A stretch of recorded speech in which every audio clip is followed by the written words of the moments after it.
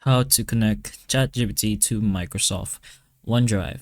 So what you're gonna do is open up your ChatGPT account directly in your preferred browser or your ChatGPT app, and then you're gonna go ahead to your apps.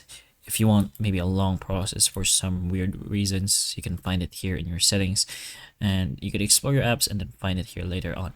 But we're gonna go ahead to your apps first and then search for something called SharePoint. Your SharePoint should just directly help you connect your ChatGPT to your OneDrive.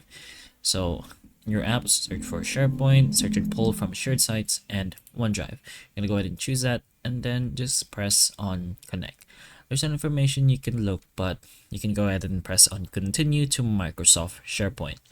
And then it should just lead you directly to a Microsoft sign-in page. Just go ahead and use your email for whatever Microsoft account or OneDrive account you want to be connected to your ChatGPT, and then just verify yourself in order to finish one of the last process on connecting your ChatGPT to OneDrive. And then once connected, you can use OneDrive inside ChatGPT by selecting files directly when uploading or referencing them in chat.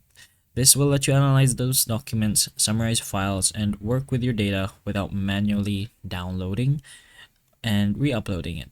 If some of it doesn't work, you could always go ahead to the settings and to the connected apps, and then you could reconnect or reauthorize the access, since most issues happen when permissions expire or revoked. But that is pretty much the general idea on how you can do this.